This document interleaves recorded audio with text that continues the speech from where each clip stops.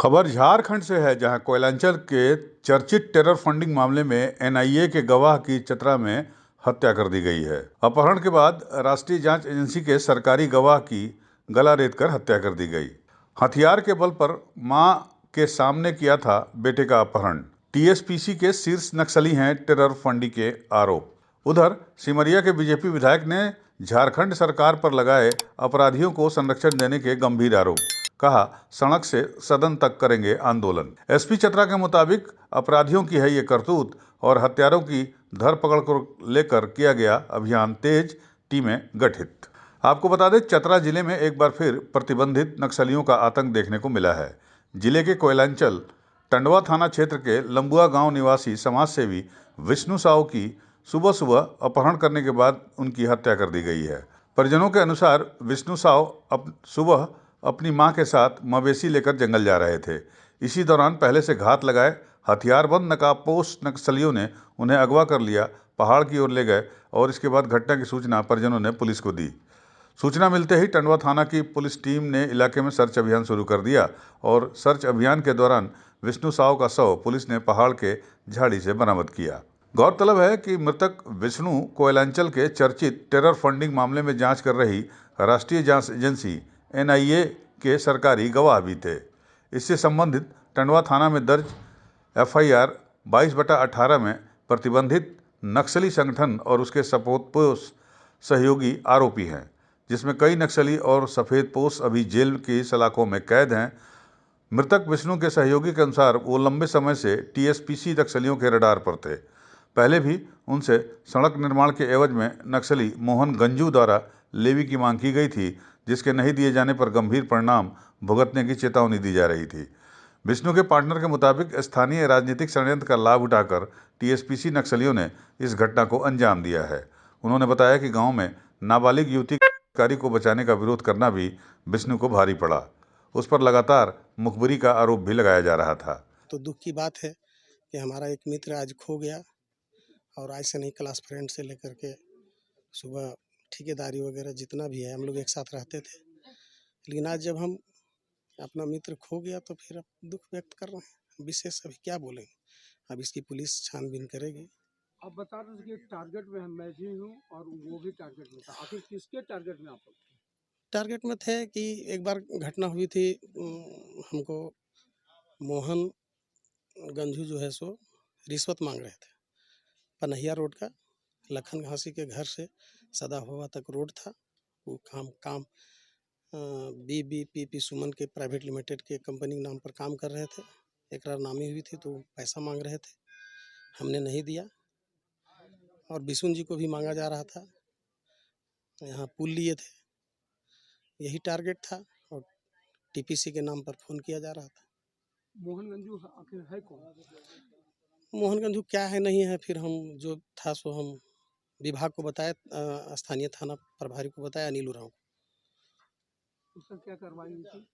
फिर बाद में बोले कि वो पकड़ा गया, जेल चले गया। ये पीछे अब राज अभी तो हमको कुछ वो बताया नहीं, कल से हमारा मोबाइल में बात भी नहीं हुआ। इधर घटना की सूचना मिलते ही एसपी विकास पांडे, चतरा एसडीपीओ संदीप सुमन और टंडवा एसडीपीओ प्रभात रंजन बरवार दल बदल के साथ मौके पर पहुंच गए और इलाके की घेराबंदी कर हत्यारों के धरपकड़ को लेकर सर्च अभियान तेज कर दिया। एसपी चतरा का कहना है कि घटना प्रथम दृष्टया अपराधियों के द्वारा करने की ओर इशारा कर रही है। एसपी चतरा के मुताबिक जिन अपराधियों ने विष्णु का अपहरण किया था वो नकाब पहने हुए थे। अगर नक्सली घटना को अंजाम देते तो वो अपना चेहरा अमूमन नहीं छुपाते हैं। एसपी ने कहा कि मामले की हर पहलू की गहनता से जांच की जा रही है। साथ ही हत्यारों को चिन्हित कर उनके धरपकड़ को लेकर अभियान भी तेज कर दिया गया है।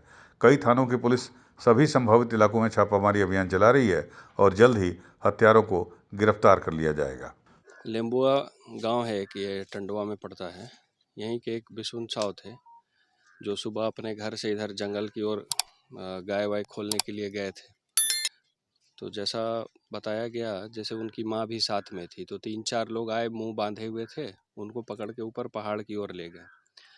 जैसे ही हम लोगों को सूचना मिली, त्वरित कार्रवाई करते हुए टंडवा के एक हमारे सब इंस्पेक्टर हैं जो इसी क्षेत्र में पेट्रोलिंग में निकले हुए थे, तो उनको हमने अविलंब इधर इस एरिया में रश कराया और खोजबीन उनकी शुरू की गई। तुरंत एसडीपीओ भी हमारे जो थे वो भी लग गए और हमारी 2-3 थाना के जो टीम थी वो भी लग गई उसमें।